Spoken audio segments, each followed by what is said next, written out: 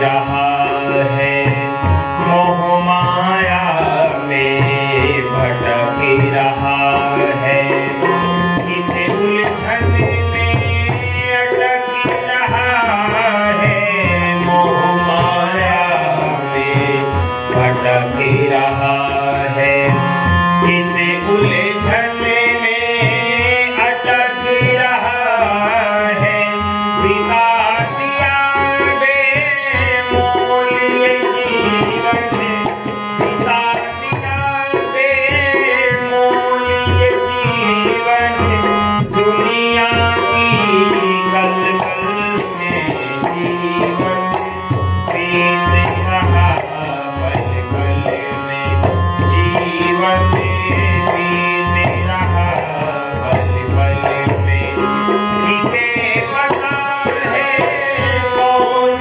जगेगा आने वाली कल में, जीवन बीत रहा पल पल में, जीवन बीत रहा पल पल में। भजन के अंदर कवि ने बहुत सुंदर भाव को रखा है और कवि समझाना चाहता है कि ये जो हमारा जीवन है ये धीरे धीरे बीतता चला जा रहा है, तो हम क्या करें, हम शुभ कर्मों को करें ताकि ये जो मनुष्य का शरीर है ये पुनः को प्राप्त हो सके।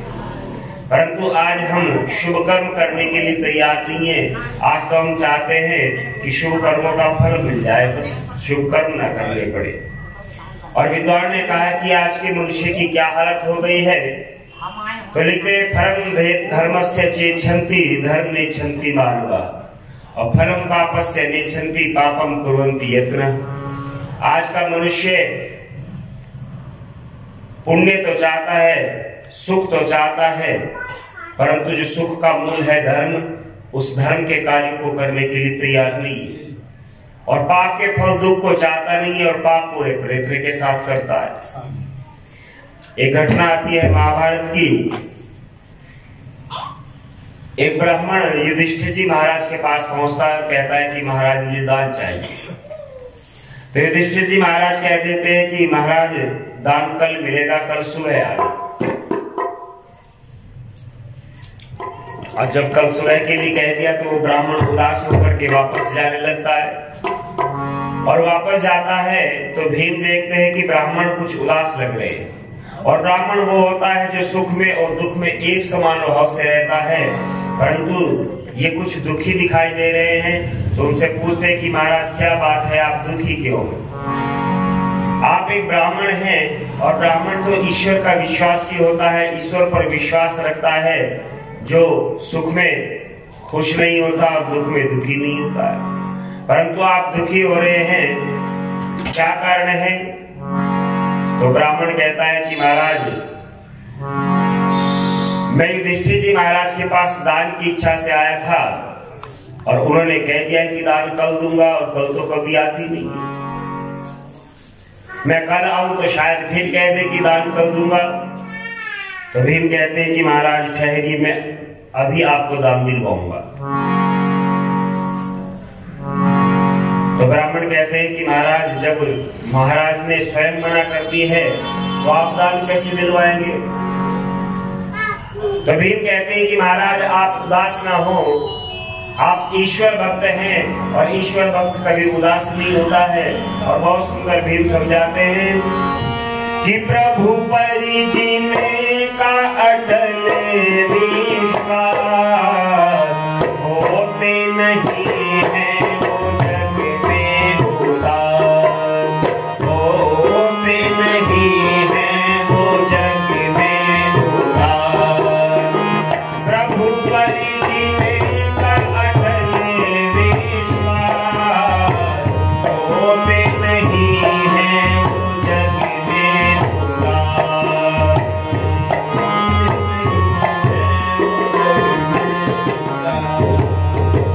उनकी कृपा से तेरे जीवन में आए सदा खुशहाली। उनकी कृपा से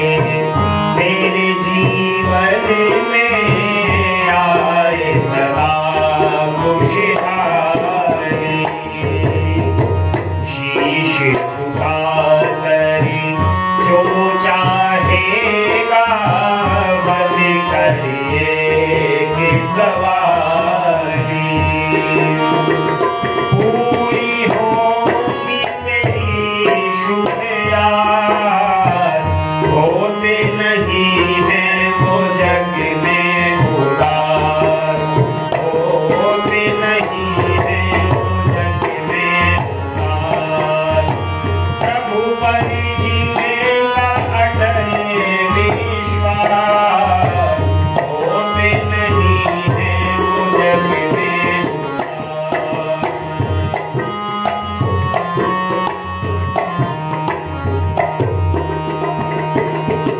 जो भी जग में अपना समझा तेरा नहीं होना है, जो भी जग में अपना समझा तेरा नहीं होना है।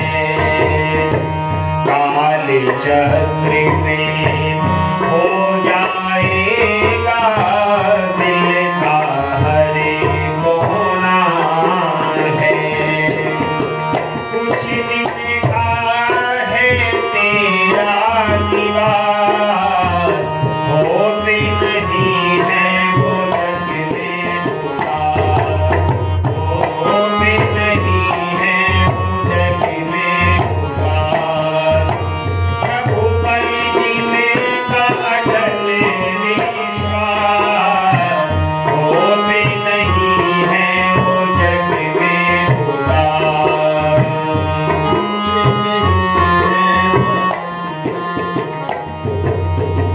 डूब के भक्ति सागर में तेरी मिट जाएगी उदासी, डूब के भक्ति सागर में तेरी मिट जाएगी उदासी।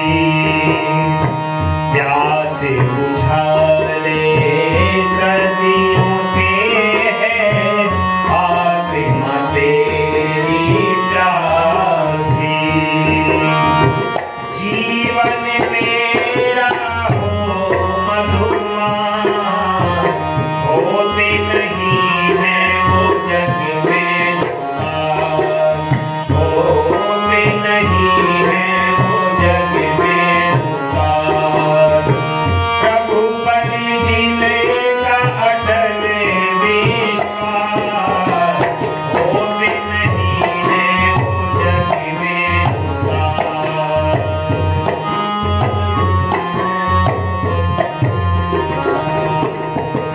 तेरे अपने कर्मों का है तेरा ही मन दर्पण, तेरे अपने कर्मों का है तेरा ही मन दर्पण। त्यागी बन कर तू भी कर दे सब कुछ प्रभु के अर्पण, नाम जपे से मिलेगा प्रकाश, होते नहीं है वो जग में उदास, होते नहीं है वो जग में उदास। प्रभु पर जीवेगा अटल विश्वास, होते नहीं है वो जग में उदास। भीम कहते हैं कि महाराज मैं अभी आपको दान दिलवाऊंगा, और भीम उस स्थान पर पहुंच जाते हैं जहां नगाड़े रखे रहते थे, क्योंकि पहले समय में सूचना देने के लिए नगाड़ों का उपयोग होता था। और भीम जाकर के नगाड़ों को बजाने लगते हैं, और जैसे ही नगाड़ों की आवाज युधिष्ठिर जी के कान में आती है, वो कहते हैं कि नगाड़े कौन बजा रहा है। सेवक जाकर के देखता है और कहता है कि महाराज भीम इन नगाड़ों को बजा रहे। अब भीम को बुलाया गया, और बुला करके युधिष्ठिर जी महाराज पूछते हैं कि भैया क्या बात है, तुम इन नगाड़ों को क्यों बजा रहे थे, क्या किसी राजा ने आक्रमण कर दिया? तो भीम कहते हैं कि भैया धनुर्धर अर्जुन के होते, नकुल सहदेव के होते, किसकी हिम्मत है जो हमारे राज्य के ऊपर आक्रमण कर दे। तो युधिष्ठिर कहते हैं कि फिर ऐसी कौन सी खुशी है जिस खुशी के कारण तुम इन नगाड़ों को बजा रहे हो। तो भीम कहते हैं कि भैया आज मुझे बहुत बड़ी खुशी है, आज मेरे बड़े भाई युधिष्ठिर जी महाराज ने मृत्यु पर विजय प्राप्त कर ली। अच्छा, अगर कोई हमसे ही कहे कि आपने मृत्यु पर विजय प्राप्त कर ली है तो हम कहेंगे हमने किससे कहा? ऐसा तो हो ही नहीं सकता कि कोई मृत्यु पर विजय प्राप्त कर ले। तो युधिष्ठिर जी महाराज भी कहते कि मैंने किससे कहा कि मैंने मृत्यु पर विजय प्राप्त कर ली है। तो भीम कहते आपने ही तो ब्राह्मण से कहा है कि दान कल सुबह दूंगा, यानी कल सुबह तक तो आप मरेंगे नहीं, कल सुबह तक तो आप जीवित रहेंगे। तो जी कोई गारंटी दे सकता है कि कल सुबह तक जीवित रहेगा? जीने को 100 साल से भी अधिक लोग जी जाते हैं, परंतु गारंटी नहीं दे सकते कि कितने दिन जिएंगे। युधिष्ठिर कहते हैं कि मुझे तो अगले श्वास का भी नहीं पता है कि मैं अगला श्वास भी ले पाऊंगा कि नहीं ले पाऊंगा। तो भीम कहते हैं कि भैया जब आपको अगले श्वास का भी नहीं पता है, वादा कर दिया है कल सुबह का, और आपने पता है ये जो मनुष्य का जीवन है ये कैसा है। अलग अलग उपमाएं विद्वानों ने दी हैं, और वेद भी कहता है अश्वत्थे व निषदनम पर्णे वष्टिष्कृतः गोवाहन इक्लास। और भीम समझाते हैं, कवि ने भी वेद मंत्र को भजन के माध्यम से रखा है कि पीपल के पत्ते ऊपर तेरा ठौर ठिकाना है, ना जाने किस वक्त टूट कर मिट्टी में मिल जाना है, ना जाने किस वक्त टूट कर मिट्टी में मिल जाना है। पीपल के पत्ते ऊपर तेरा ठौर ठिकाना है, ना जाने किस वक्त टूट कर मिट्टी में मिल जाना है।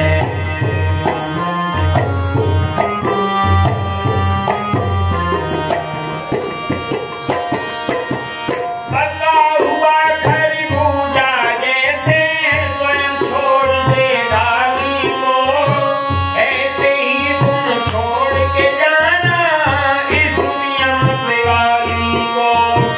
मृत्यु का बंधन कट जाए, मृत्यु का बंधन कट जाए, अमृत पद को पाना है, ना जाने किस वक्त टूट कर मिट्टी में मिल जाना है, ना जाने किस वक्त टूट कर मिट्टी में मिल जाना है। पीपल के पत्ते ऊपर तेरा ठौर ठिकाना है,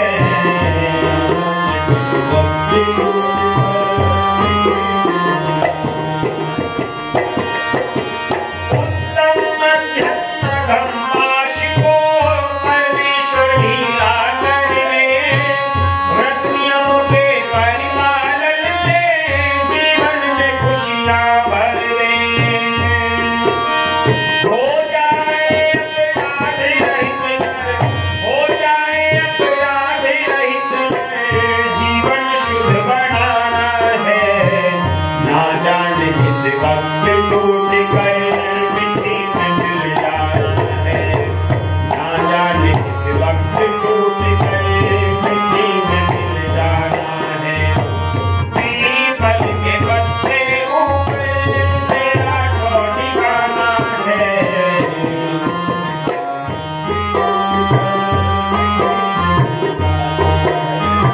ना जाने किस वक्त टूट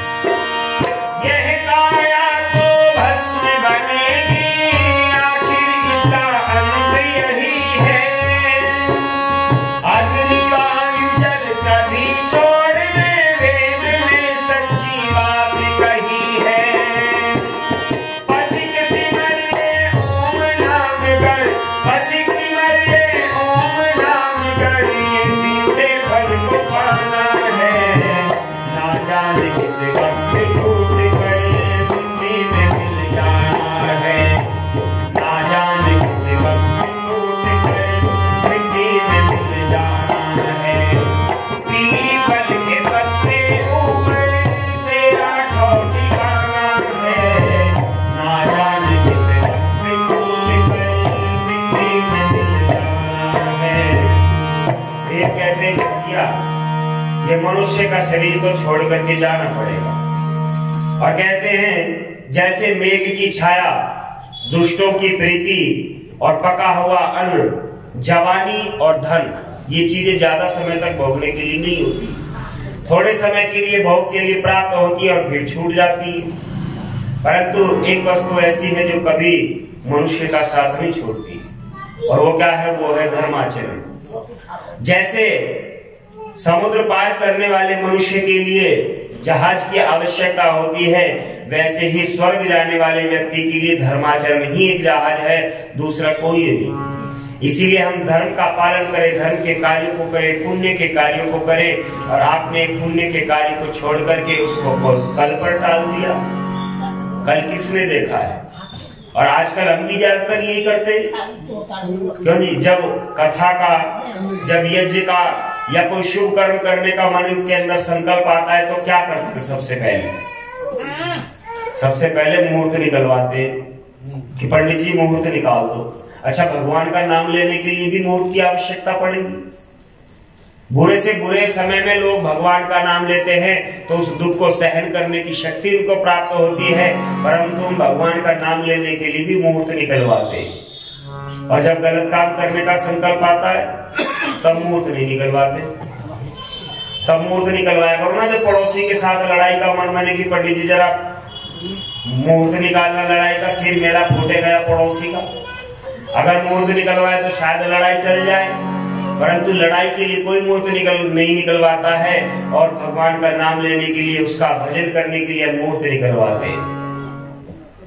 परंतु भीम कहते हैं कि भैया ये कोई जरूर नहीं है कि जैसा समय आज हमारे पास है कल ही ऐसा ही रहे। और समझाते हुए कहते हैं कि आज की रात सुखे से कटी है अगर, आज की रात सुखे से कटी है अगर, कल का दिन कैसा होगा किसे है खबर, कल का दिन कैसा होगा किसे है खबर। आज की रात सुखे से कटी है अगर, कल का दिन कैसा होगा किसे है खबर।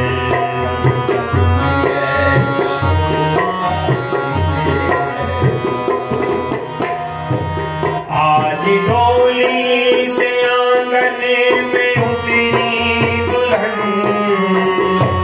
शानाशाई पड़ोसी न सारे मगन, कल को कोमल बदन में लगेगी अगन, कल को कोमल बदन में लगेगी अगन, खत्म हो जाएगा जिंदगी का सफर, खत्म हो जाएगा जिंदगी का सफर। आज की रात सुखे से कटी है अगर, कल का दिन कैसा होगा किसे है खबर।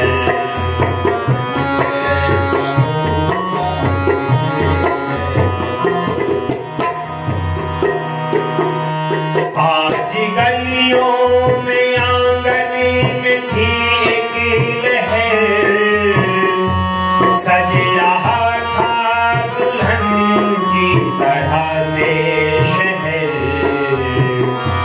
कल किसे था पता होगा बर्बाद है, कल किसे था पता होगा बर्बाद है, बल को जाएंगे मोरा में अवधेश्वर, बल को जाएंगे मोरा में अवधेश्वर। हम मुहूर्त के चक्कर में पड़े रहते हैं, परंतु आजकल के जो ब्राह्मण हैं वो ज्यादा होशियार हैं या मर्यादा पुरुषोत्तम श्री रामचंद्र महाराज के कुलगुरु वशिष्ठ ज्यादा होशियार?